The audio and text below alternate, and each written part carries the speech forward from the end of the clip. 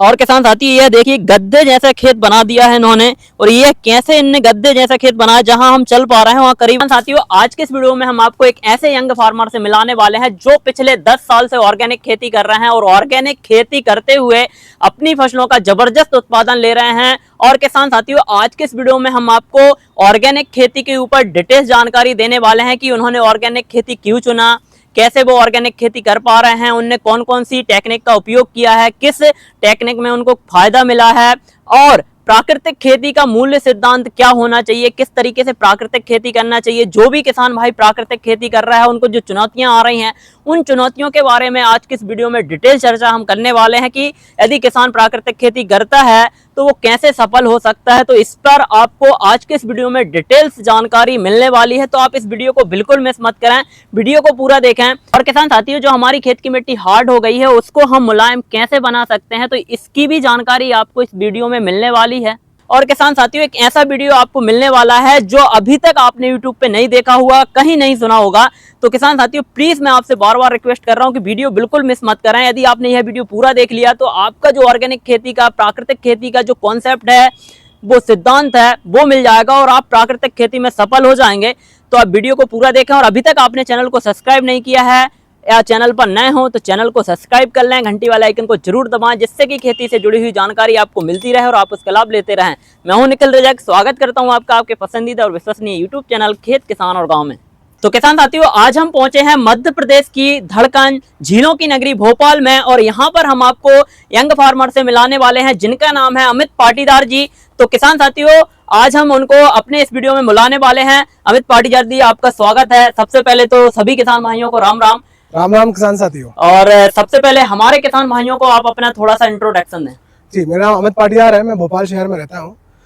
मैं मेरे परिवार के साथ रहता हूँ यहाँ पे। मेरा परिवार लगभग 150 लोगों का परिवार है यहाँ पे। अच्छा। हाँ जी। और इन 150 लोगों में मेरे दादाजी के 5 भाई है, मतलब मेरे दादाजी 5 भाई रहे हैं और उनका हम एक तरीके से एक जिले की तरह हम लोग रहते हैं। पढ़ाई में आपने क्या किया है? पढ़ाई में मैंने इंटीरियर डिजाइनिंग की पढ़ाई करी। मतलब जो हम मकान बनाते हैं, मकान के अंदर की सुंदरता, मतलब घर को संभालती है गृहिणी, है ना, तो ऐसे ही एक घर को सुंदर बनाना का काम इंटीरियर डिजाइनर का रहता है जी। तो वो इंटीरियर डिजाइनिंग की मैंने कहीं इंदौर में नौकरी भी करी जी। तो नौकरी का आपका पैकेज क्या था? नौकरी में मेरा काफी अच्छा पैकेज था। नौकरी क्यों छोड़ी फिर आपने? नौकरी जब आपका नौकरी का अच्छा पैकेज था तो फिर आपने नौकरी छोड़कर खेती में क्यों आए? हमारा खेती में इसलिए आया कि हमारे पास खेती काफी सारी है, कम से कम 300 एकड़ खेती है जी।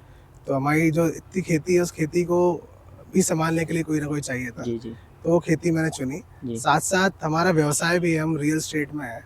तो छोड़ने का मुख्य कारण ये भी था कि हमारा खुद का व्यवसाय था। अच्छा, मतलब कि नौकरी छोड़ने का रीजन ये भी रहा कि हमारे पास जो आपके पास जो खेती थी उसको भी करना है और व्यवसाय को भी आपको आगे बढ़ाना है। कि आज का अपना जो टॉपिक है वो ऑर्गेनिक फार्मिंग पर है। तो आपने जब खेती जिन्हें आपको जो कार्यभार दिया उसको आप कैसे उसको आगे बढ़ाया आपने? कार्यभार हमें पहले तो हमने व्यवसाय करा जी। मैंने 2010 से लेकर 2015 तक व्यवसाय ही सीखा काफी जी। फिर 2015 में मुझे चिंतन हुआ कि हम जो भोजन कर रहे हैं, हम कृषि परिवार से आते हैं, पर हम जो भोजन कर रहे हैं वो उसमें मतलब ना पुराना वाला स्वाद नहीं आ पा रहा था हमें, और ना ही उतनी हम मतलब बीमारी की तरफ जा रहे थे। हमारे कहीं ना कहीं कभी ना कोई बीमार हो रहा था। तो वैसा क्यों हो रहा था? क्योंकि मेरे पिताजी की तरफ जब खेती होती थी या दादाजी की तरफ खेती होती थी तो उतनी बीमारी तरफ नहीं जाते थे हम लोग। साल भर में एक बार कभी डॉक्टर को दिखाया तो बहुत बड़ी बात होती थी। तो यही मुझे ऐसी चेतना आई कि ऐसा कुछ तो गलत हो रहा है। तो इस विषय को जब मैंने जाना, खगोला, सबसे पहले हर युवा एक इंटरनेट की जानकारी लगता है। तो इंटरनेट के माध्यम से मुझे जानकारी लगी कि हम जो भोजन कर रहे हैं उस भोजन में कई प्रकार के हम केमिकल का इस्तेमाल कर रहे हैं। अच्छा, तो उससे कारण जो केमिकल का इस्तेमाल अपने भोजन में हो रहा है, थाली में हो रहा है, और उसके कारण जो बीमारियां आ रही हैं, तो वहाँ से आपका खेती में, ऑर्गेनिक खेती में इंटरेस्ट बढ़ा? मेरा चिंतन वहीं से बढ़ा। और तो फिर ऑर्गेनिक खेती, जैसे कि आपने ये तो सोच लिया, मन बना लिया कि भाई अब हमें खेती में ऑर्गेनिक खेती करना है। तो ऑर्गेनिक खेती में बहुत से मिथ हैं, बहुत सी मतलब कन्फ्यूजन है। तो उन कन्फ्यूजन, उन मिथों को आपने कैसे क्लियर किया और कहाँ से आपने प्राकृतिक खेती का ज्ञान लिया और फिर उसको अपने खेत पे इम्प्लीमेंट किया, कैसे क्या किया, थोड़ा हमारे किसान भाइयों को? मैं जानता हूँ मिथ वही होता है जी, जानकारी की जो अभाव होता है उसी में सारे मिथ आते हैं जी। अगर किसान अच्छा से जानकार है, उसको सारी जानकारी है, उसको कहीं मिथ नहीं आएगा, वो कॉन्फिडेंटली अपना खेती कार्य अच्छे से कर पाएगा। तो मुझे पता था, बहुत सारे मिथ मेरे सामने भी आए थे जी कि इसमें फसल का उत्पादन कम होगा, व्यवस्थाएं कम होगी, इसकी मार्केटिंग में चैलेंजेस जी आएंगे, खरपतवार के जो चैलेंज चुनौतियां रहती हैं वो सब आएंगे। हम्म। तो उसको सीखने के लिए मैंने पहले ट्रेनिंग ली।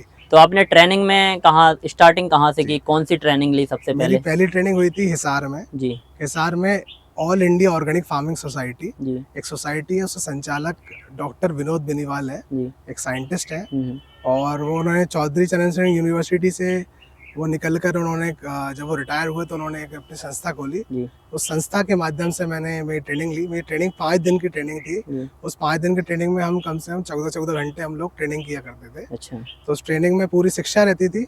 शिक्षा के साथ जो जो हमने आज शिक्षा करी वो अगले दिन उसका प्रैक्टिकल होता था। मतलब कि आज हमने जो सीखा है उसको इम्प्लीमेंट अगले दिन, करना है। हाँ, अगले दिन वो हमें खेतों में ले आते थे, किसानों के यहाँ, जो उनके ऑर्गेनिक किसान होते थे, उनके खेतों में जाके वो हमें सिखाते थे कि आज हमने ये सीखा। तो वैसे ही हमारी ट्रेनिंग 5 दिन चली। उसके बाद में फिर जी, उसी ट्रेनिंग के दौरान मैंने जीवाणुओं के बारे में सीखा उनसे। वो हमें यूनिवर्सिटी भी ले गए। जी यूनिवर्सिटी की एक छोटी लैब भी दिखाई उन्होंने कि जहाँ पे ये जीवाणु के बारे में बताया। जीवाणु मतलब जो मिट्टी के अंदर जीवाणु होते हैं, जो गोबर में जीवाणु होते हैं, उनके बारे में बताया। जैसे मैं अपने किसान साथियों बताना चाहूँगा, जैसे पीएसबी, केएसबी। किसान साथियों, प्राकृतिक खेती में स्टार्टिंग में जीवाणुओं का विषय बहुत बड़ा होता है कि भाई प्राकृतिक खेती में जीवाणुओं का क्या रोल है। तो अमित जी हमें बताएंगे कि उनने जो प्रैक्टिस में, जो उनने ट्रेनिंग में सीखा, जीवाणु क्या होते हैं, कैसे काम करते हैं और कौन कौन से जीवाणु होते हैं। तो अमित जी, हमारे किसान भाइयों को जीवाणु के बारे में आपने क्या सीखा वो बताएं। जी, हमें जो हमारे जो ट्रेनर थे श्री विनोद बेनीवाल सर, उन्होंने हमें ये बताया है कि जीवाणु का इम्पोर्टेंट रोल बहुत है। उन्होंने कहा आप जंगल जाइए, जंगल के अंदर सारा रोल जो काम करते हैं जीवाणु करते हैं, क्योंकि वहाँ कोई भी इंसान गया नहीं, तो इंसान ने कभी कुछ गलत किया नहीं, तो सारा काम करता कौन है? तो धरती के बच्चे ही करते हैं। धरती माता के बच्चे जो हमें आंखों से दिखते हैं वो जीवाणु होते हैं। तो जीवाणु कई प्रकार के होते हैं।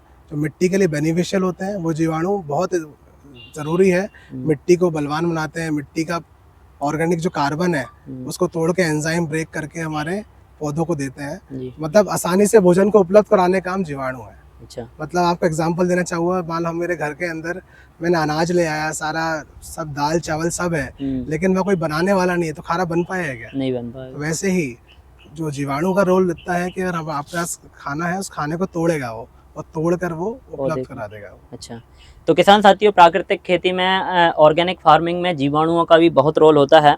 इसके आगे यदि हम चलते हैं तो इसके बाद में जो आपने ट्रेनिंग वहाँ से ली, उसके बाद में आप फॉर्म पे आए, फिर आपने कैसे स्टार्टअप लिया? जी, मैंने यहाँ पे जब फार्म पे आया तो मैंने 10 एकड़ से शुरुआत करी। जी, मैंने मेरे पिताजी से 10 एकड़ का सा लिया, उस एकड़ पे शुरुआत करी मैंने।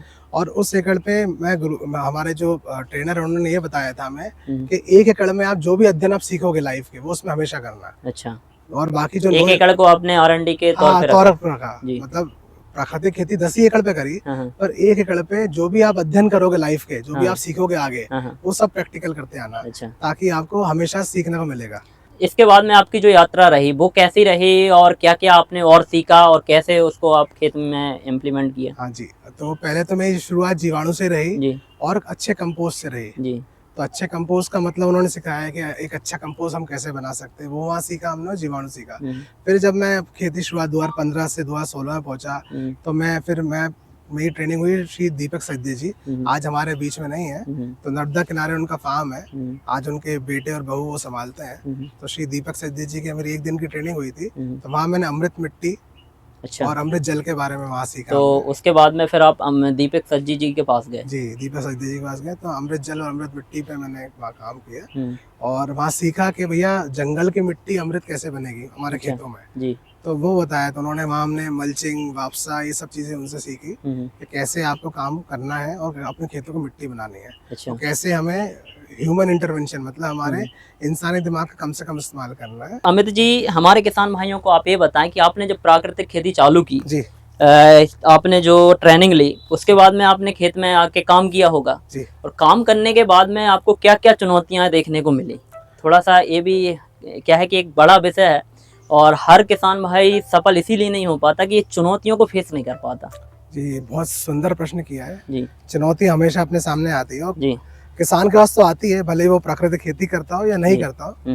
एक किसान रासायनिक खेती करता है तो भी उसके पास बहुत चुनौती आती है, तो प्राकृतिक खेती की तो दूर की बात है। तो यहाँ चुनौतियाँ मेरे पास अलग थी। यहाँ चुनौतियाँ ये थी कि जो मैंने सीखा, सबसे पहले जो मेरी टीम है उसको कैसे सिखाऊं, क्योंकि आजकल आप देख ही रहे हैं कि बहुत से लोग गोबर में हाथ डालना नहीं चाहते, बिल्कुल है ना। ये बड़ा विषय है, ये बहुत बड़ा विषय है।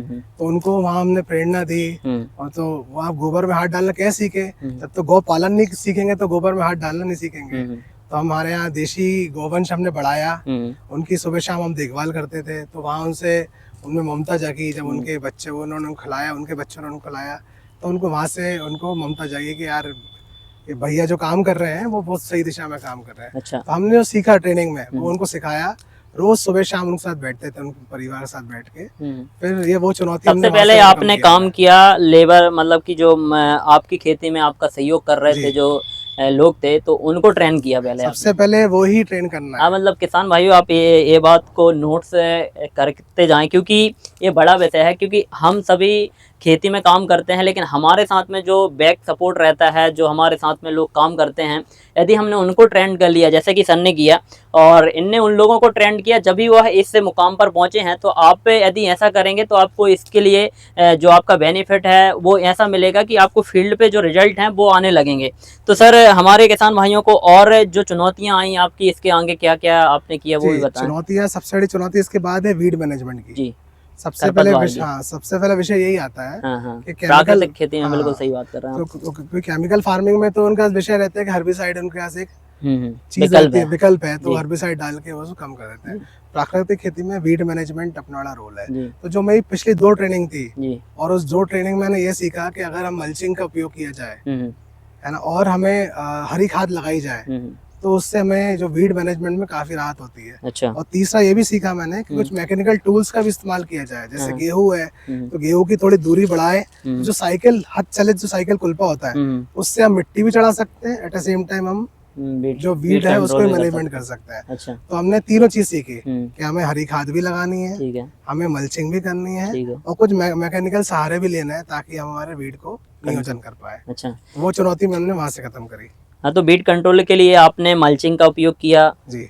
मल्चिंग में आपने कैसा क्या किया जी? नेचुरल बताना चाहूंगा मल्चिंग को विषय को और सीखने के मैंने श्री सुभाष पालेकर जी की ट्रेनिंग ली। अच्छा, तो मतलब कि आप इसके बाद में रुके नहीं, सुभाष पालेकर जी के पास गए? नहीं। तो वहाँ से आपको क्या सीखने को मिला? सुभाष पालेकर जी के मुख्य 4 पिलर होते हैं। वो जीवाणु की बात करते हैं, तो जीवाणु में मुख्य वो जीवामृत और घन जीवामृत की बात करते हैं, और साथ ही साथ वो बात करते हैं मल्चिंग की। मतलब, और मल्चिंग इसलिए जरूरी है कि मल्चिंग होगी तो हमारी जो अंदर की माइक्रोबियल एक्टिविटी वो बढ़ती है, मिट्टी का जो जैविक कार्बन वो हवा में नहीं उड़ पाता है, और इवेपोरेशन भी नहीं होता है। मान लो गर्मी है, तो गर्मी में आप जानते हैं पानी भाप बन के ऊपर उठ जाता है, तो अगर मल्चिंग रहती तो पानी भाप बन के ऊपर नहीं बनता है, वो नमी बना के रखता है। वो जमीन ठंडी रहती है तो हमारे जीवाणु की एक्टिविटी बहुत अच्छी होती है, और बाद में वो जो मल्चिंग है बाद में वो डिकम्पोज होके वापस एंजाइम से ब्रेक होने के बाद वापस भोजन को, जो फसलें उसको भोजन फिर से दे देती है। हाँ, मतलब कि आपके मल्चिंग से बीट कंट्रोल भी हो गया, खेत में मिट्टी में बापसा भी बन गया, उसके बाद में वही मल्चिंग ने आपकी मिट्टी में पोषण भी दे दिया। हाँ जी, मतलब 3 काम एक ही चीज से हो रहे हैं। एक ही चीज से हो गया। तो ये सीखने को आपको वहां से मिला। इसके बाद में यदि हम बात करें चुनौतियों के बारे में, और भी हैं कि प्राकृतिक खेती में बीट कंट्रोल एक मेन विषय हो गया, इसके बाद में और आपको क्या सीखने को मिला? जी, मैं वापस चुनौती की बात कर रहा हूँ। हमने 2 चुनौतियों की बात करी, एक तो लेबर मैनेजमेंट, ठीक है, दूसरा वीड मैनेजमेंट, ठीक है, और तीसरा है हमारा कीट नियंत्रण। कीट नियंत्रण और फंगस नियंत्रण। तो हमने ये देखा कि ये दोनों विषय आते क्यों है जी? इसका मुख्य कारण है मिट्टी। अच्छा। तो अगर मिट्टी स्वस्थ हो गई और मिट्टी मुलायम हो गई, मिट्टी में ऑक्सीजन की मात्रा बढ़ गई, तो ये जो विषय है कीट नियंत्रण और फंगस नियंत्रण, अक्सर क्या है कि किसान भाई सबसे बड़ा प्रॉब्लम तो यही है कि जब वो फसल लगा लेता है उसमें कीटों का अटैक होता है, फंगस के कारण पौधे मतलब कि मरते हैं, और लागत उसकी ज़्यादा लगती है। तो यह विषय भी बड़ा है कि वो प्राकृतिक खेती में यदि आता है तो यह कंट्रोल कैसे करें। हाँ जी, ये इसका विषय है। शुरू के 1-2 साल चुनौतियाँ रहती हैं जी। शुरू के 1-2 साल क्योंकि आपकी मिट्टी उतनी बलवान नहीं हो पाती है, मिट्टी में ऑर्गेनिक कार्बन उतना नहीं होता है, इसलिए चुनौती आती है हमें। तो उसको ओवरकम करने के लिए हमें प्राकृतिक घटक आपको चाहिए होते हैं। वो हमने सीखने में यही सीखा कि जो भी पत्ते गौ माता नहीं खाती, जो हमारी गौ माता नहीं खाती, उन पत्तों को हमें समावेश करना है। अच्छा। गोमूत्र के अंदर सड़ाना है, या उसको डिकम्पोज करना है। तो ऐसे कुछ चीजें हमने वहाँ सीखी और उनका हम नियमित स्प्रे करते थे और पानी के द्वारा उसको चलाते थे। मतलब जमीन में भी देते थे और फसलों पर स्प्रे भी करते हैं। अक्सर किसान साथी ये गलती करते हैं, वो केवल जब कीट आता तो स्प्रे ही करते हैं, जमीन ऊपर ही स्प्रे करते हैं कीट को देख के, जबकि उन्हें पता होना चाहिए हम काम किसके लिए कर रहे हैं, मिट्टी के लिए कर रहे हैं। तो वही कीट नियंत्रण हमें जमीन में भी देना है। अच्छा। क्योंकि जमीन के जो सॉइल फंगस, सॉइल की जो गलत इकोलॉजी है उसको ब्रेक वही कर पाते हैं।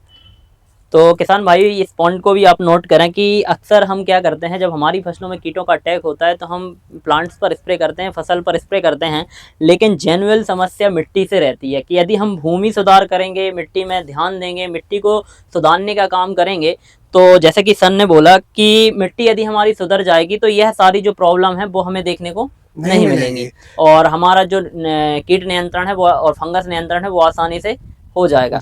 इसके बाद में और कौन सी चुनौतियां हैं प्राकृतिक खेती में? एक चुनौती और आती है, अक्सर कुछ गलती करता है जब किसान हमारा फसल का चयन करता है। जब प्राकृतिक खेती में आता है तो सीधे वो घास वर्गीय फसल को चुनता है। अच्छा। जबकि उसको पता होता है कि जो हमारे रासायनिक खेती होता है उसमें यूरिया उनके पास है, और प्राकृतिक खेती में नाइट्रोजन की उपलब्धता कैसे करें, क्योंकि वातावरण की नाइट्रोजन वो उपलब्ध करा पाता है, तो शुरुआत में 25% ही उपलब्ध हो पाती है नाइट्रोजन, बाकी नाइट्रोजन सोर्स के लिए उसके दिक्कतें आती है। एक दूसरा सहायक गौमूत्र होता है, तो किसान के गौमूत्र की बड़ी समस्या आती है, गौमूत्र को कलेक्ट करना, उसको उपयोग करना बड़ी दिक्कतें आती है। तो किसान को क्या करना चाहिए कि फसल का चयन वैसा करे। हाँ, मतलब कि जो फसल का चयन है प्राकृतिक खेती स्टार्टअप में वो ऐसा करे जिसमें कि नाइट्रोजन जो आप बोल रहे हैं वो कम लगे, मतलब नाइट्रोजन कम लगेगी और वो फसल लगाएगा तो उसमें चुनौतियां उसकी कम आएंगी। जैसे पहले केस में मैं बात कर रहा हूँ तो मैंने चने से शुरुआत करी। अच्छा, मतलब आपने पहले 10 एकड़ में जो खेती चालू की ऑर्गेनिक, उसमें पहले आपने चना लगाया। चने से शुरुआत करी, तो चने में आप जानते ही हैं चने में राइजोबियम गठाने होती हैं, तो नाइट्रोजन फिक्सेशन बहुत अच्छे से कर पाती है, और उसमें चूंकि रासायनिक किसान भी यूरिया नहीं डालता तो उसमें जरूरत ही नहीं थी। और उसने जब हम उसको खेत में वापस मिलाते हैं फसल हार्वेस्ट होने के बाद, तो वो हमारे खेत को रिचार्ज करती है, खेत को और अच्छी माइक्रो एक्टिविटी और अच्छे नाइट्रोजन को छोड़ के जाती है। अच्छा, तो हमने चने की खेती से शुरुआत किया आपने, और अभी यदि हम बात करें चुनौतियों के बारे में, मोस्ट इम्पोर्टेंट पॉइंट की, कि प्राकृतिक खेती में न्यूट्रिशन मैनेजमेंट एक बहुत बड़ा विषय है और इस विषय को हर कोई किसान भाई कंप्लीट नहीं कर पाता, उसके कारण भी बहुत ज़्यादा समस्याएं देखने को मिलती हैं। तो इस चीज़ को आपने कैसे मेंटेनेंस किया, न्यूट्रिशन मैनेजमेंट के लिए आपने क्या क्या किया? ठीक है, देखिए रासायनिक खेती की बात करते हैं, रासायनिक में तो बहुत सारे न्यूट्रिशन उनको रेडीमेड व्यवस्था मिल जाती है, किसान खर्च बहुत होता है पर लेकिन उनको न्यूट्रिशन का अवेलेबिलिटी उनको हो जाती है। तो यहाँ पे चुनौती रहती है कि कैसे हम प्राकृतिक तौर पे न्यूट्रिशन दें। तो हमको देखना पड़ेगा हमारी आंखों से कि हमारे पास कौन सा उनको न्यूट्रिशन अवेलेबल है। तो हमने ये देखा कि हमारे घरों में हम कई प्रकार की दालें खाते हैं, दलहनी खाते हैं, कुछ तिलहनी खाते हैं, तिल वगैरह खाते हैं, तो उनका इस्तेमाल करा हमने, दालों का इस्तेमाल करा, तिल का इस्तेमाल करा। फिर हम जो पशुओं को खलिया खिलाते हैं वही बहुत अच्छा न्यूट्रिशन का सोर्स है। सरसों खली हो गई, हमारी अरंडी खली हो गई, या इस प्रकार की जो भी खलियां होती हैं, महुआ की खली हो गई, ये बहुत सारी खलियां होती हैं, इसके अंदर भी बहुत अच्छा न्यूट्रिशन होता है। तो हम क्या करते थे, हम जो हमारे जीवाणु जिनको बढ़ाते थे हम लोग, भले वो जीवामृत के रूप में रहे या भले ही वो पंचगव्य के रूप में रहे या भले ही वो कुड़म जल के रूप में रहे, इत्यादि जो भी हम जीवाणु बनाते थे उसी के अंदर इन खली का, इन दालों का इस्तेमाल करते थे और उसको कई दिनों तक उसको प्रॉपर डिकम्पोज होने के बाद ही हमारे जो हमारा कंपोस्ट बनाते थे उसमें भी डालते थे और साथ साथ पानी के द्वारा भी खेतों में चलाते थे। मतलब खड़ी फसल में आप जब पानी देते थे उस समय इन चीजों का उपयोग करते थे। जीवाणु को प्रोटीन भी चाहिए, उसको छाछ भी चाहिए, कार्बोहाइड्रेट सब चीज चाहिए उसको। तो हम दलहनी, तिलहनी और एकल, जैसे कहते हैं जौ का आटा, गेहूं का आटा, इनका भी इस्तेमाल हम किया करते थे ताकि प्रॉपर न्यूट्रिशन उनको मिले। और एक इसके अलावा हमारा सोर्स रहते नहीं है, हमारे घर के अनाज सोर्स है, हमारे खली का सोर्स है और एक गोमूत्र, ये 3-4 सोर्स है जिसके माध्यम से हम लोग प्राकृतिक खेती में हम न्यूट्रिशन का मैनेजमेंट बहुत अच्छे से कर सकते हैं। तो सर जैसे कि हम बात करें कि आपने जो फसल लगाई पहले चने की फसल, तो शुरुआत में उस चने की फसल में उत्पादन की यदि हम बात करें स्टार्टिंग में पहली यार, तो पहली साल में क्या उत्पादन रहा उसका? जी देखिए, एक मेरे साथ एक ईश्वर का आशीर्वाद भी रहा जी। चने की फसल मैंने ली, पर उसके पहले मैं देखूं तो मेरे खेत का जो ऑर्गेनिक कार्बन था वो 1% तो नहीं था, फिर भी 0.67% था। तो वो अभी बहुत से किसानों को देखता हूँ मैं 0.3% है। तो मेरा कुछ ऑर्गेनिक परसेंट थोड़ा सा ठीक स्थिति में था, बहुत अच्छी स्थिति पर ठीक स्थिति में था, तो मुझे बहुत ज्यादा चुनौतियां नहीं आई। तो मेरे को चने की फसल में मैंने क्या करा, चुनौतियों से ओवरकम करने के लिए ये जो मैंने पंचगव्य और ये हमारे जो कुड़ाप जल वगैरह। जीवामृत कुड़ाप जल वगैरह बनाए उसके हमने लगातार स्प्रे करे। अच्छा। मतलब जैसे आप पता है कोई भी भोजन 21 दिन बाद फसल की जो पत्ती की शाखाएं बढ़ती है तब वो फोटोसिंथेसिस क्रिया बहुत अच्छे से हो पाती है। तो हमने हर 21 दिन पे उसको कुछ ना कुछ उसको न्यूट्रिशन में देते गए। तो तब उसकी नई नई शाखाएं आई, शाखाएं तो हमने उसकी टॉपिंग करी, प्रूनिंग करी तो उसकी और शाखाएं आई। मतलब हमने सूरज का प्रकाश को भी भोजन के रूप में इस्तेमाल करवाया। तो हमें बहुत अच्छा उत्पादन आया। पहले साल ही हमें कम से 9 कुंटल का उत्पादन आया प्रति एकड़ ऑर्गेनिक खेती करते हुए। अच्छा, तो ये बहुत बड़ी बात है।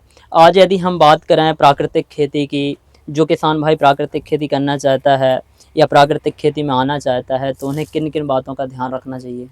जी, मैंने बताया फसल का चक्र जरूरी है। जैसे मैं अभी क्या करता हूँ, मेरे धान की फसल होती है तो धान के बाद मैं चना लगाता हूँ। अच्छा। क्योंकि आपने एक फसल ज्यादा पानी वाली लगाई है तो अब दूसरी फसल आपको कम पानी की लगानी है। एक फसल आपने एकल लगाई है तो अब आपको द्विदल फसल लगानी है। तो ये फसल चक्र भी बहुत जरूरी है। अच्छा। और आपको फसल के आसपास उनकी बॉर्डर भी बनानी है। अच्छा। जैसे आपने गेहूं लगाया है तो गेहूं के बॉर्डर में आप चना लगाओ, आप सरसों लगाओ, तो इत्यादि आप चीजें आप करोगे तो आपके यहाँ बायोडाइवर्सिटी अच्छी रहेगी और माइक्रो एक्टिविटी काफी अच्छी रहेगी। अच्छा। और मधुमक्खी जो आप जानते हैं कि फसल को उत्पादन बढ़ाने में सबसे बड़ा रोल है मधुमक्खी, ना किसी बाजार कोई टॉनिक का। अच्छा। मधुमक्खी होती है तो परागण बहुत अच्छा होता है। तो सरसों में पीला रंग होता है, पीले रंग को देख के मधुमक्खी आकर्षित होती है तो उससे हमारी मधुमक्खी काफी अच्छी होती है। तो गेहूं का फूल भी अच्छा आता है, चने का फूल भी अच्छा आता है, इतनी सारी फसलों का फूल अच्छे आते हैं। मधुमक्खी को आकर्षित करने के लिए हम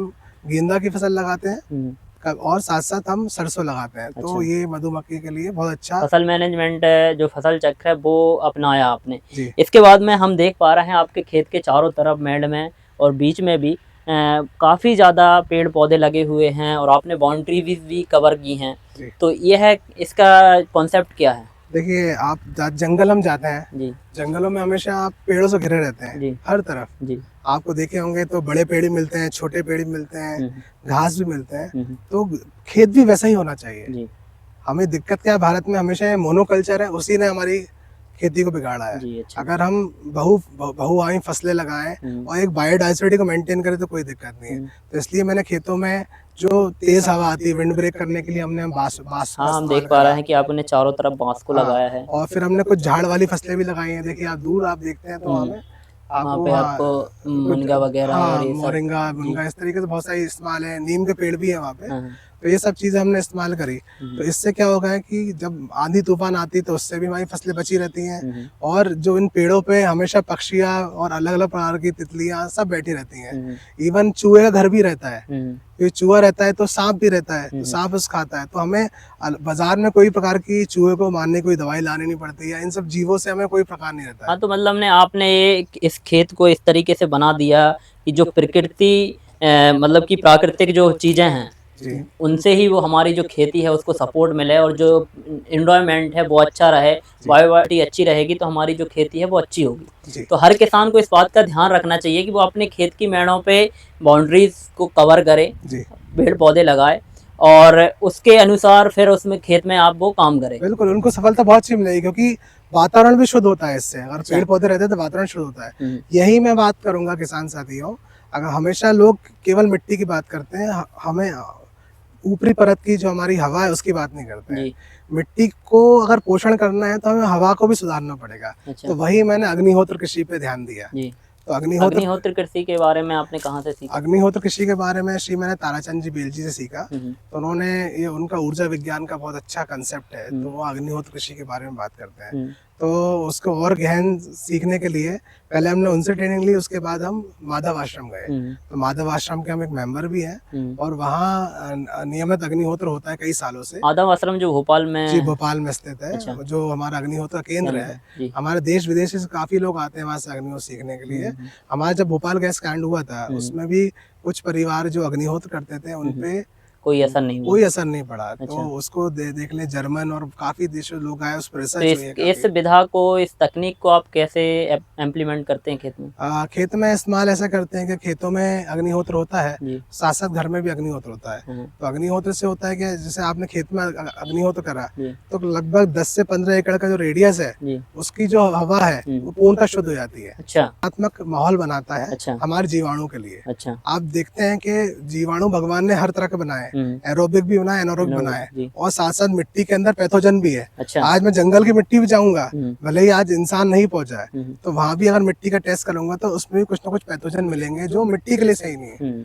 बाकी चीजों के लिए सही है, हम्म। पर मिट्टी के लिए सही नहीं है। कुछ पैथोजन मिलेंगे और कुछ बहुत अच्छे जीवाणु मिलेंगे जो मिट्टी के लिए बहुत अच्छे हैं। हम्म। तो यही खेतों में भी होता है, खेतों के अंदर पैथोजन भी होते हैं और अच्छे जीवाणु भी होते हैं। तो अग्निहोत्र क्या करता है, इन पैथोजन पे बहुत अच्छे से करता है, जो हैवी मेटल्स होता है उनको ब्रेक डाउन करता है, और जो वातावरण की है, वातावरण को बिल्कुल सकारात्मक कर देता है, ऊर्जा से भरपूर कर देता है। तो अग्निहोत्र का बहुत बड़ा इंपॉर्टेंट रोल है। तो हमने अग्निहोत्र भस्मों का इस्तेमाल करा। अच्छा। तो उससे हमें हमारी फसलों में और उत्पादन मिला। अच्छा।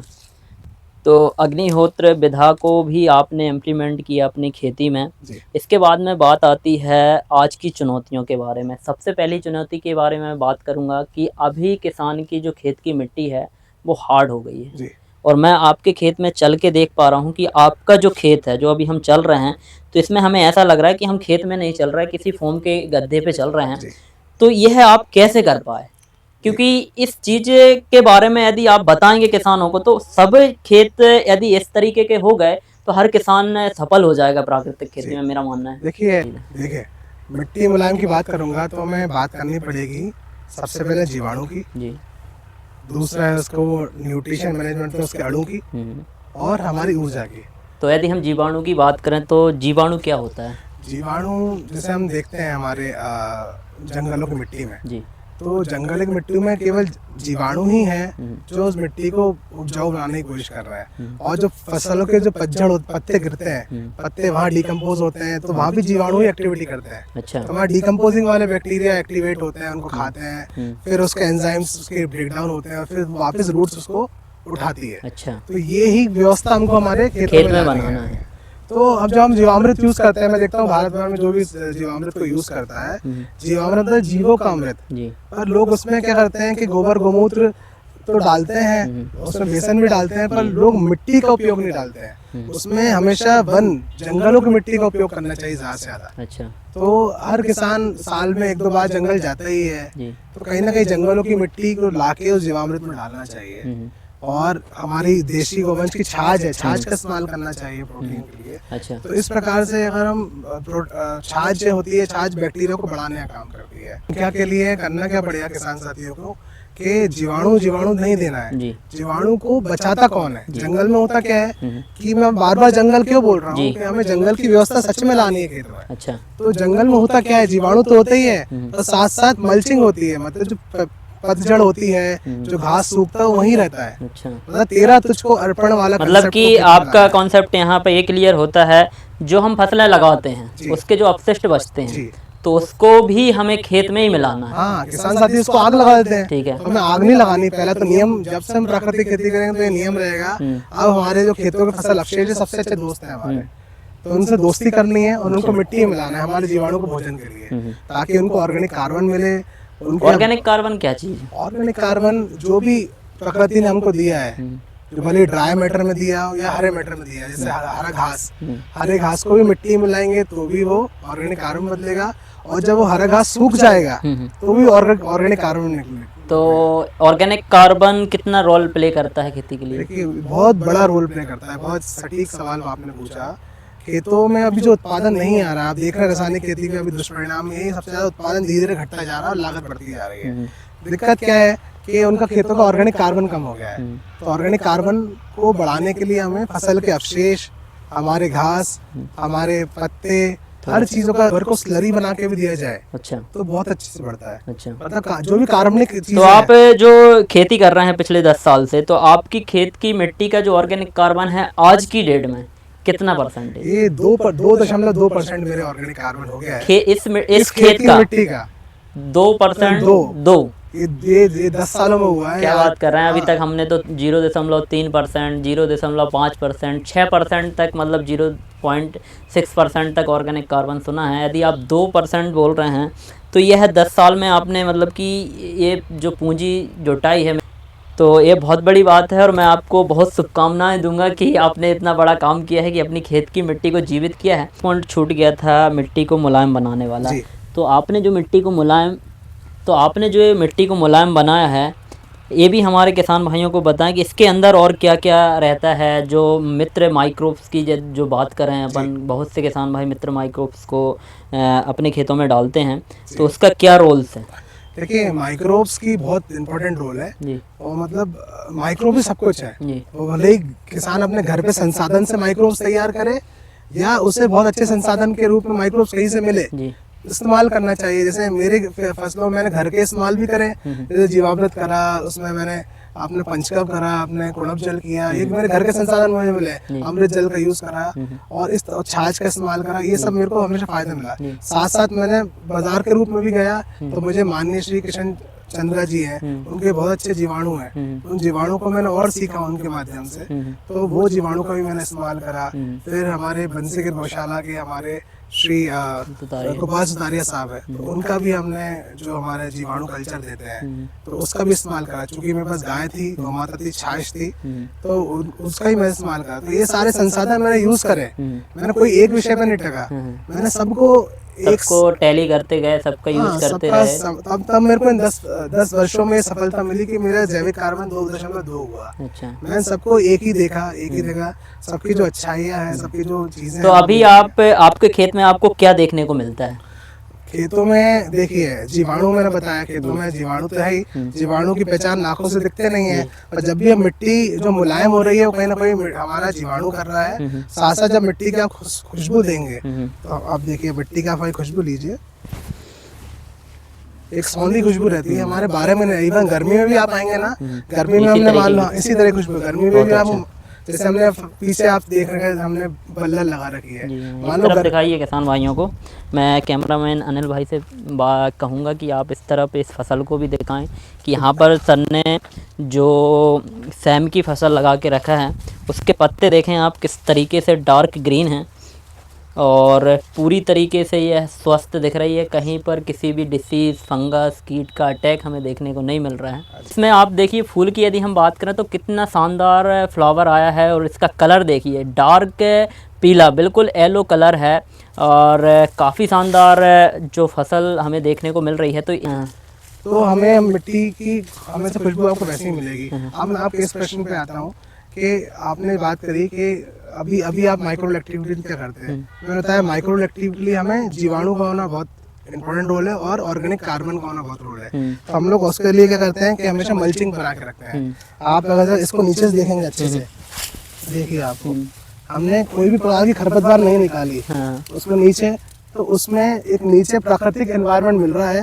उसकी माइक्रो एक्टिविटी डिस्टर्ब नहीं हो रही है, तो अपने आप चीजें दे रही है। हमने केवल सेम लगाई है, तो कोई भी इसको न्यूट्रिशन नहीं दिया है। अच्छा, मतलब कुछ नहीं किया आपने, ना स्प्रे किया, ना खाद दिया, कुछ भी नहीं, क्योंकि ये देशी बल्लर है जी, इसमें गुणधर्म वाकई वैसे ही अच्छे होते हैं कि बीमारी पर सहनशील होती है। दूसरा, अगर खेत का आपने ऑर्गेनिक कार्बन और माइक्रो एक्टिविटी अच्छी करी तो आपको कोई प्रकार की टेंशन, कीट पे कोई टेंशन नहीं हुई कभी भी। अच्छा, तो आज हमारा यही राज है कि हमें कीट के प्रति, फंगस के प्रति हमें कभी टेंशन नहीं होती है। तो यदि हम बात करें खेत की मिट्टी के बारे में, मैं फिर से आता हूं, तो आपको अपने खेत में अभी मतलब कि क्या क्या देखने को मिलता है? जीवाणु की यदि हम बात करें, कीटों की बात करें, मित्र फंगस की बात करें या मित्र जीवाणुओं की बात करें, तो ये सारी चीज़ें भी आपको कहीं ना कहीं देखने को मिल रही होंगी ना, क्योंकि आप केमिकल का यूज नहीं कर रहे हैं, तो इनका कैसा क्या रोल रहता है? देखिए, हमें हमारे खेतों में सबसे ज़्यादा दिखते हैं केचुए। केचुआ कब दिखता है और कितने प्रकार का दिखता है? मेरे यहाँ खेतों में मैंने कम से कम 5 प्रकार के केचुए देखे हैं, जिसमें लाल भी है, कुछ कत्थाई, गहरे कत्थाई भी है, कुछ छोटे लाल केचुए भी है, हर अलग अलग रंग के। अच्छा। और बारिश में सबसे ज्यादा सफेद केचुआ देखे। मतलब सफेद केचुआ भी खेत की मिट्टी में होता है? इवन नीला केचुआ भी होता है। अच्छा। पर मेरे खेत में मैंने नीला केचुआ केवल 2018 में मेरे को मिला, कम दिखा। उसके बाद मेरे को सफेद केचुआ मेरे को हर बारिश में दिखते हैं। तो इन केचुआ का क्या रोल है खेत में? देखिए, केचुआ क्या करता है, जमीन की जो मिट्टी है जी, तो ऊपर लाने काम करता है, और जब वो ऊपर लाता है तो सुराग बनाता है। तो जब सुराख बनाता है तो ऑक्सीजन की मात्रा को वो मिट्टी में बढ़ाता है, तो मिट्टी को भुरभुरी करता है। और केचू के ऊपर एक परत होती है, वो एंजाइम्स भी छोड़ता है। तो वो एंजाइम्स एक प्रकार का न्यूट्रिशन का काम करता है हमारे फसलों के लिए। अच्छा, तो एंजाइम जितना अच्छी, क्योंकि कोई भी तो ऐसा यदि अपन इसको माने कि ये खेती के लिए सबसे बड़ा जो फायदेमंद है, सबसे बड़ा किसान के लिए जो फायदेमंद चीज है वो केचुआ है। केचुआ है, केचुआ मिट्टी का दोस्त है, सबसे बड़ा दोस्त है किसी जगह केचुआ, ना कि ट्रैक्टर। अच्छा, अगर केचुआ ज्यादा कर ले तो ट्रैक्टर की आवश्यकता तो यदि मैं समझ पा रहा हूँ आपकी बातों से, तो आपकी जो खेत तैयारी में जो जुताई का जो काम है वो किस तरीके से कर पाते हैं आप? बहुत आसान हो गया होगा आपको? बहुत आसान हो गया है हमें, मतलब ट्रैक्टरों की आवश्यकता हमें ना के बराबर पड़ती है। ये हमारी कम से कम सिंगल एक ही जुताई में हमारा काम हो जाता है। हमारा डीजल खर्च भी बहुत कम हो गया है। अच्छा, क्योंकि अभी हम यहाँ अभी अपन देख पा रहे हैं कि मार्केट में बहुत हैवी मशीनरी आ रही हैं जुताई के लिए। बड़े बड़े एचपी के ट्रैक्टर हैं, 75 एचपी, 80 एचपी के। तो आप खेती कितने एचपी के ट्रैक्टर से कर रहे हैं? मेरा 40 एचपी का ट्रैक्टर है। हाँ। और ये मेरे पिताजी के टाइम से ही था। अच्छा, आपने देखा हो युवा पीढ़ी जब खेती में आती है, हाँ, सबसे पहले डिमांड करती है ट्रैक्टर की डिमांड करती है। तो वो बड़े बड़े आज 10-10 लाख 11-11 लाख के ट्रैक्टर है। तो वो अपने पिताजी को यही बोलते हैं कि नहीं, मुझे तो सबसे अच्छा ट्रैक्टर चाहिए, तभी मैं खेती करूंगा, बहुत अच्छी खेती करूंगा। ऐसा तो किसान यदि अपने खेत में केचुए को बढ़ा ले तो ट्रैक्टर की आवश्यकता जो है जुताई के लिए, जो अपन एचपी की बात कर रहे हैं, जो बड़े ट्रैक्टरों की बात कर रहे हैं, तो उसकी आवश्यकता कम हो जाएगी, बहुत कम हो जाएगी, निर्भरता नहीं रहेगी। क्योंकि देखिए ज्यादा एचपी ट्रैक्टर की जरूरत क्यों पड़ रही है? ताकि उसको जो मिट्टी कड़क हो चुकी है उसको लोड ले नहीं पा रही है, इसलिए तो उनको हैवी ट्रैक्टर की जरूरत पड़ रही है। मतलब अगर मिट्टी सॉफ्ट हो गई तो लाइट ट्रैक्टर से ही काम हो जाएगा। अच्छा, तो किसान का जो खर्च होता है डीजल पे, डीजल हमारे हाथ में नहीं है कंट्रोल करना से कीमत, पर हमारे हाथ में ये है कि हम उसका खर्च कैसे कम करें। हाँ, मतलब उसको देखिए ना, आपने खेत में मुलायम है, ठीक है, मुलायम खेत पे ट्रैक्टर केवल ऊपर ही चलेगा, वो दबेगा नहीं। ज्यादा नहीं दबेगा तो हमारे लोड नहीं पड़ेगा, लोड नहीं पड़े तो हमारे जीवाणु की जो मृत्यु है वो भी कम होगी, तरीके से खेती में काम करे। जैसे कि आपने जो स्टार्टिंग में बताया कि वीडियो बहुत लंबा है और एक एक पॉइंट हम इस वीडियो में कवर कर रहे हैं, थोड़ा सा हम यहाँ पर और भी दिखाने की कोशिश करेंगे। तो अभी हम आपके खेत में देख पा रहे हैं, ये आपने जो धान लगाई थी, और इसको यदि मैं इसको फटाता हूँ तो इस तरीके से यह जो पौधा है वो निकल पा रहा है। तो इसका भी राज हमारे किसान भाइयों को बताएं कि आप इसकी जुताई के लिए क्या करते हैं। सबसे पहले देखिए, इसकी जुताई के लिए हमें केवल, मैं जो बताया, जो मेरा ट्रैक्टर है उसी ट्रैक्टर कल्टीवेटर से ही हो जाती है। मतलब नॉर्मल कल्टीवेटर ही चलाते हैं? हाँ, वो क्यों चला पाते हैं उसका कारण है कि अगर हमने सही समय में कटाई कर ली तो खेत में नमी बनी रहेगी। अच्छा, हम उस नमी को, ये हमारे किसान की समझ होना चाहिए कि इस नमी को हम ज्यादा समय उड़ने ना दें। अगर देखिए, अब मिट्टी देख रहे होंगे, अभी नमी है इसमें, अगर इस समय कल्टीवेटर से भी हमने इसको मिट्टी को तोड़ दिया तो बहुत जल्दी टूट जाएगी। पर अगर इसको 5 दिन 7 दिन और डिले करा मैंने तो नमी कहीं ना कहीं सूखेगी, तो फिर मेरे को नए मतलब भारी टूल पे जाना पड़ेगा। तो किसान को वो भी समझ होना चाहिए। हाँ, ये भी रीजन है, प्रैक्टिकल रीजन है। ये इसमें कोई प्राकृतिक, तो आप जो धान की खेती करते हैं बरसात में, तो इस खेत में आप मचाई भी कराते हैं क्या? हाँ जी, मचाई करनी पड़ती है। तो मचाई हमें मजबूरी में करनी पड़ती है। मचाई हम चाहते नहीं है, कि मचाई कहीं ना कहीं प्रकृति के विपरीत है। क्योंकि प्रकृति ने धरती माता को ये बताया, मतलब धरती माता हमेशा नरम ही होना चाहिए, पर हम उसको कड़क कर रहे हैं। क्योंकि अगर हम यहाँ धान में पानी नहीं भरेंगे तो हमें धान की रोपाई में हमें दिक्कतें आती हैं। अच्छा। केवल धान ही की फसल है जहाँ हमें पडलिंग विधि से काम पड़ता है।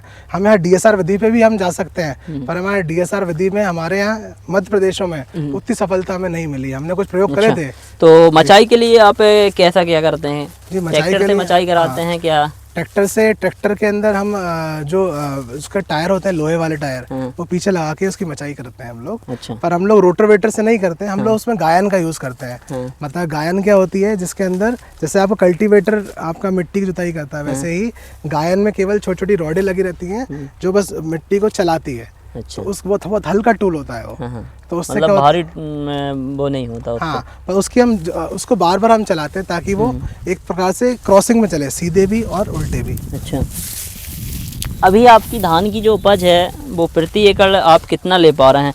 देखिए किसान साथियों, मैं थोड़ा सा इसमें आपको बताऊंगा कि अभी हमने जो एक पौधा निकाला है यहाँ से, इनके खेत से, तो पौधे की आप जड़ें देखिए कितनी स्वस्थ दिख रही हैं और पूरी जड़ निकल रही हैं। अक्सर क्या होता है, जब हम रासायनिक खेती वाले किसानों के खेतों में जाते हैं जो रासायनिक खेती करते हैं धान की, तो उनका पौधा यदि हम निकालते हैं तो यहाँ से टूट जाता है और जो जड़ें हैं वो बहुत छोटी आती हैं। जी जी। तो ये भी एक प्राकृतिक खेती का बेनिफिट है। हाँ जी बिल्कुल बेनिफिट्स है। रूट ज़्यादा बढ़ती है, मिट्टी नरम होगी तो रूट ज़्यादा फैलेगी और मिट्टी को अच्छा पकड़ पाएगी। जब भी आप हमारा कोई भी डिम्बा मतलब मिट्टी निकालेंगे तो एक बड़े रूप में दिखेगा आपको कि उसकी मिट्टी की पकड़ अच्छी करती है। तो धान की खेती में यदि हमें उत्पादन लेना है तो किस तरीके से मेंटेनेंस करना चाहिए? देखिए धान की खेती में उत्पादन के लिए हमेशा न्यूट्रिशन मैनेजमेंट बहुत अच्छा रोल है, क्योंकि घास वर्गीय फसल है। आप जानते हैं घास वर्गीय फसल में नाइट्रोजन एक बहुत बड़ा मुख्य रोल, दिक्कतें आती है किसान को उत्पादन बढ़ाने के लिए। तो हमने कहा था हमारी जो बारिश होती है, हमारी बारिश में ही बहुत नाइट्रोजन होती है। और खेतों में अगर नाइट्रोजन के जीवाणु होंगे तो बारिश की जो नाइट्रोजन है उसको बहुत अच्छे से फिक्स कर पाएंगे वो। और साथ ही साथ तो अभी आप अपनी धान की फसल में क्या क्या उपयोग करते हैं? जी धान की फसल में हम लोग जीवाणु का उपयोग करते हैं। और अब तो हमारे खेतों में जीवाणु की उपयोगिता हमने कम कर दी है, क्योंकि हमारा जैविक कार्बन बढ़ता जा रहा है। तो हम पूरी साल भर में एक बार ही हम कोई जीवाणु दे देते हैं उसको। अच्छा। फिर उसको जरूरत नहीं पड़ती। मतलब आपको ज्यादा कुछ देने की आवश्यकता नहीं पड़ती। हाँ मतलब जीवाणु के खास कर में। लेकिन न्यूट्रिशन के लिए हम लोग जो मैंने बताया ना, हमें ये दलहनी तिलहनी के जो माइक्रोब्स मतलब जो आपके न्यूट्रिशन है वो उसको हमें स्प्रे के माध्यम से हम उसको देते हैं। अच्छा। और ज़मीन में भी 20 लीटर से लेकर 40 लीटर तक पानी के साथ हम चलाते हैं। अच्छा। ताकि उसका न्यूट्रिशन मैनेजमेंट। तो इस विधि से यदि आप धान की खेती करते हैं तो धान का जो उपज है वो अभी आपको क्या मिल रहा है? अभी मेरे यहाँ इस साल का जो उत्पादन है तो लगभग वो 21 कुंटल प्रति एकड़ का उत्पादन है मेरा। 21 क्विंटल प्रति एकड़ प्राकृतिक खेती करते हुए? जी पूसा वन का उत्पादन। वो भी P1 मतलब पूसा वन जो चावल वाली वैरायटी है, सुगंधित वैरायटी है उसका। तो प्राकृतिक खेती में यदि कोई भी किसान भाई आता है उसको घाटा ना हो, उसके लिए आप क्या सजेस्ट करेंगे? देखिए किसान को नॉलेज से आना चाहिए, पहले वो सीखे। मैं तो अगले साल जाए, वो पहले एक साल वो तैयारी सीखे, जहाँ जहाँ उसको माध्यम मिल सके, अच्छे माध्यम सीखने के वो सीखना चाहिए। और उसको नोट डाउन करना चाहिए कि मैं पहले तो फसल में कौन सी चयन कर रहा हूँ। जैसे मैंने मेरे इस वीडियो में बताया कि फसल ऐसी चुने कि जहाँ न्यूट्रिशन की डिमांड कम रहे, तो पहले साल वो चुने और उसके बाद जैसे जैसे कॉन्फिडेंस बढ़ता जाए वो आगे जाए। और प्राकृतिक खेती के जो जंगल की व्यवस्था है वो खेत में उसको बनानी है, वो हमेशा ध्यान बायोडाइवर्सिटी को मेंटेन करना है। एक चीज़ और है, कंक्लूजन करने के पहले अपन एक पराली के बारे में थोड़ा सा डिस्कस करेंगे कि मैं आपको देख पा रहा हूँ कि आपने जो धान की जो पराली है पूरी मेढ़ों पे फैला के रखी है। जी। इसका रीजन क्या है और इससे बेनिफिट क्या है? देखिए मैंने वीडियो की शुरुआत में की थी, किसान साथी का दोस्त है उसकी फसल अवशेष। तो यहाँ पे किसान साथी अगर हाथ से कटवाते हैं या हार्वेस्टर से कटवाते हैं तो उनको पराली को आग लगानी पड़ती है। ठीक है, आप जानते हैं कि वायु प्रदूषण कितना होता जा रहा है हमारे देश में और कहीं ना कहीं दिक्कतें वाले काम है। तो हम लोग क्या करते हैं, हमारी जो मेड़ है, मुख्य मेड़ है, उन मेड़ों पे मल्च के रूप में छोड़ देते हैं। अच्छा। और जब हम मान लो चने की फसल लेंगे, अब जैसे मान लो कोई फसल लेते हैं, तो जब हम स्प्रिंकलर चलाते हैं, उस स्प्रिंकलर के माध्यम से जो हमारे जीवाणु जाएंगे तो वो इस पे पड़ेंगे, तो वो इसको डिकम्पोज करेंगे। तो हमारी जो मेड़ है, मेड़ अभी जैसे आप देख रहे हैं अभी इस समय थोड़ी कड़क है, तो ये मेड़ भी अपने आप उसकी नरम हो जाएगी और जो जीवाणु अपना काम करेंगे और इसको वापस जैविक कार्बन के रूप में परिवर्तन कर देंगे वो। अच्छा, इतना आसान और इसमें मतलब कि आपकी जो खेत के बैक्टीरिया हैं वो भी यहाँ पे आपके इकट्ठे रहेंगे। तो कल को हमें जीवाणु को बढ़ाना है, मान लो हमें कुछ हमारे घर का जीवाणु बनाना है, तो यही हमारे मेड़ की मिट्टी हमारे काम में आ जाएगी। अच्छा, क्योंकि उसकी माइक्रोइलेक्ट्रिक सबसे अच्छी होगी। ऐसा। तो किसान साथियों इस बात का भी आपको ध्यान रखना है कि जो हम फसल लगा रहे हैं, जो फसल अवशेष है, उसका प्रबंधन यदि हमने कर लिया। बात कराएं प्राकृतिक खेती में किसान क्या है कि उत्पादन भी कर लेता है, सब कुछ कर लेता है, उसका उत्पादन भी निकल आता है, लेकिन वो फंस जाता है कहाँ पर आके उसकी मार्केटिंग पे कि भाई उसको वो कैसे बेचे, उसको उसका मूल्य कैसे मिले। तो इसके लिए आप कैसे कर पा रहे हैं? जी मैं यहाँ बात करता हूँ, मैं पहले बता दूँ किसान साथियों के मैं कौन कौन सी फसल लगाता हूँ। तो यहाँ पे मैं शरबती गेहूँ लगाता हूँ, मैं बंसी भी लगाता हूँ, खपली, देसी वैरायटीज है। तो ये सब लगाता हूँ मैं। अभी फिलहाल मैं शरबती लगाता हूँ। तो उसकी मार्केटिंग कैसे कर रहे हैं? अभी हम लोग अभी हम क्या करते हैं इसके लिए, जैसे मैं 2015 से कर रहा हूँ, तो अब मैं पहले शुरुआत में सीखने के लिए, समझने के लिए, जितने भी प्राकृतिक किसानों का ग्रुप है उन सब में मैंने अपना पहले उन सबसे जुड़ा। मैं पहले किसानों के बीच में वहाँ सीखा, समझा, तो उनके माध्यम से भी यही सीखा कि सोशल मीडिया एक बहुत इम्पोर्टेंट रोल है। आपकी फेसबुक हो, आपका इंस्टाग्राम हो, आपका यूट्यूब हो, इनके माध्यम से आप जो भी कर रहे हो गतिविधियां वो आपने पोस्ट करो आप अपने विभिन्न ग्रुपों में। तो उनके माध्यम से जो आपके शहर से लगे हुए एरिया हैं, जैसे मैं भोपाल में हूँ, मैं शहर में रहता हूँ, तो मेरे लिए बहुत आसान रहा है जो किसान दूर है, हम्म, भोपाल एक क्या एक सिटी सिटी है है जी, और बिल्कुल। इंदौर भी एक सिटी है, जी। तो यहाँ के किसानों को दिक्कतें नहीं आती हैं। मार्केटिंग करने में प्रॉब्लम नहीं होती। तो जो दूर वाले किसान हैं उनको इम्पोर्टेंट रोल है कि वो फेसबुक, इंस्टाग्राम इन सब पे वो आए जी। और अब जो भी गतिविधि कर रहे हैं सच्चे मन से वो बताएं सबको। तो किसान साथी सब लोगों को जब उसको देखेंगे ना तो अपने आप आपके लिए वो बुलाएंगे वो। अच्छा। तो ये आधी मार्केटिंग यहाँ पे जाती है पहली। फिर वो जो भोक्ता वो आपको सिखाएंगे, जैसे मान लो आपने गेहूं दिया और मान लो उस गेहूं को साफ करके नहीं दिया, तो वो वहां से प्रश्न आएगा कि सर आपका गेहूं तो अच्छा लगा था पर आप थोड़ी सफाई हो जाती तो और अच्छा रहता।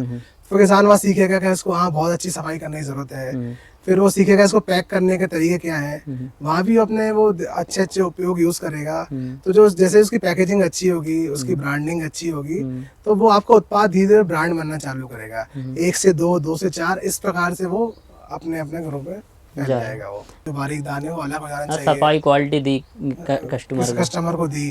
फिर पैकेजिंग साइज, जैसे पहले 50 किलो का बोरा दिया करते थे, तो हमको ये समझ में आया था हमको उठाना भी मुश्किल है, तो वहाँ पे उपभोक्ता को कितना मुश्किल होगी कि उसको एक जगह दूसरी पैकेजिंग को आपको तो पैकेजिंग हमने छोटी करी, 25 किलो से अपन पैकेजिंग छोटी करी ताकि कोई भी आसानी से उसको कैरी कर पाए। ये किया। तो किसान के सवाल आए कि सर उसको आटा मिल सकता है, तो कुछ लोग हमने आटा भी उपलब्ध कराने की कोशिश करी।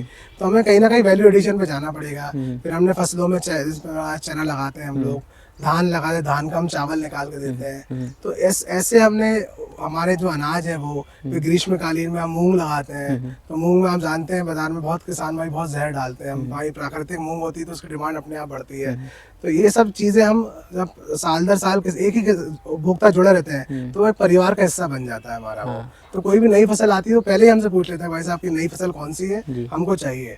तो हमारा डिमांड पहले जाती है, उसी अनुरूप हम लोग उसको सप्लाई कर देते हैं। तो किसान साथियों, मार्केटिंग की बात भी हो गई, थोड़ा सा हम डिस्कस करेंगे यहाँ पर। जब हम आप देख पा रहे हैं हमारे पीछे बहुत से ड्रम्स वगैरह रखे हैं, तो ये सर की प्रयोगशाला है। यहाँ से ही यानी कि पूरे खेत में जो कल्चर है, जो फार्मूलेज हैं, जो खाद है, वो अपनी फसलों में दे पाते हैं। तो सर थोड़ा सा हम यहाँ पर ये है एक देख पा रहे हैं, और जो ड्रम वगैरह आप देख रहे हैं यहाँ पर आप कल्चर बनाते हैं।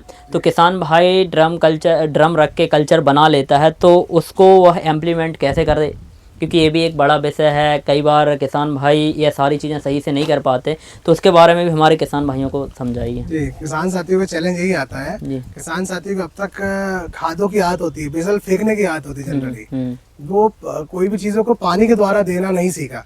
तो एक जो मशीन है वेंचुरी मशीन जो आप देख पा रहे हैं, देखिए मैं इसको करीब से दिखाना चाहूंगा। वेंचुरी मशीन देखिए, वेंचुरी मशीन है। ये आपके पानी का जो आपका जो आउटपुट है कि उसके हिसाब से डिजाइन होती है।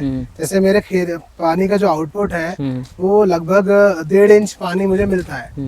तो उसी के आउटपुट के हिसाब से मैंने 75 mm की मतलब 1 इंच की वेंचुरी रखी है जो है ना। तो ये पानी का डिस्चार्ज बहुत अच्छे से करती है। इसमें सिस्टम होती है, वेंचुरी का इफेक्ट होता है। इसमें क्या होता है, ये जो वॉल देख रहे हैं आप, वॉल को ऐसे हम थोड़ा सा खोलते हैं तो ये उल्टी एयर लेता है। जैसे मैं किसान साथी बताना चाहूंगा, जब मोटर वो बंद करता है कभी भी तो एक हवा सक्शन करती है, तो सेम सक्शन वेंचुरी करती है। तो वो करता है जो उल्टी हवा आती है उसको वो मतलब उल्टी हवा आने से वो न्यूट्रिशन को ले पाता है और पानी करती है। जैसे मैं बताना चाहूंगा, ये देखिए ये मीटर लगा है, इस मीटर से पाइप कनेक्टेड है। ये देखिए ये पाइप कनेक्टेड है, देख रहे हैं आप मेरी, और ये बॉल है, और ये बॉल है। यह देखिए किसान साथी, यह वेंचुरी की बॉल है और इसको इस ड्रम में डाला है इनने। और यहाँ जो हमारा हेड मतलब कि जो नलकूप होता है वहाँ पर इनको लगाया, यही इसका इनका सारा ड्रम है। तो इस बॉल को आप इस ड्रम में डाल देते हो और यहाँ से इसको चालू करके अपना जो भी हमारे जीवाणु, हमारे पंचगव्य, जो भी हम सॉल्यूशन हम लोग बनाते हैं वो इसके माध्यम से हमारे खेतों में ले सकते हैं। तो आपको जो स्प्रे वगैरह या हाथ से डालने की जो प्रॉब्लम है वो पूरी खत्म हो जाती है। आप समझ रहे, लेबर की सिचुएशन हमेशा भारत में बिगड़ती जा रही है। अगर हम टेक्निक का सहारा लेंगे तो हमें बहुत आसानी होगी, हम कम संसाधन और इस तरीके से यदि किसान ऑर्गेनिक फार्मिंग करेगा तो उसको मेरे हिसाब से जो व्यवस्थाएं बनाने में जो खर्च है वो भी कम आएगा, और वो खेत में जो फार्मूला है जो समय पे देना है वो भी मेरे हिसाब से वो अच्छे से नियोजन दे पाएगा। आजकल तो बहुत से टूल्स आ गए हैं, इवन मोटर आप देखते हैं, आप मोटर के लिए बहुत से टूल्स आ गए हैं कि आप घर भी बैठे हैं ऑटोमेशन वाला सिस्टम भी आ गया, फोन के माध्यम से भी समय मोटर चालू कर सकते हैं। तो हमें तकनीक का भी सहारा लेना पड़ेगा, क्योंकि लेबर खेती के साथ खेती कर रहे हैं उसमें हमें थोड़ा सा टेक्निक को भी ऐड करना पड़ेगा। बिल्कुल, बिना टेक्निक के हम ज्यादा स्केल पे नहीं कर सकते, अगर टेक्निक होगी तो हम ज्यादा स्केल पे हम लोग उसको कर पाएंगे। तो किसान साथियों, वीडियो तो लंबा है, इसको हम 2 पार्ट में रखेंगे।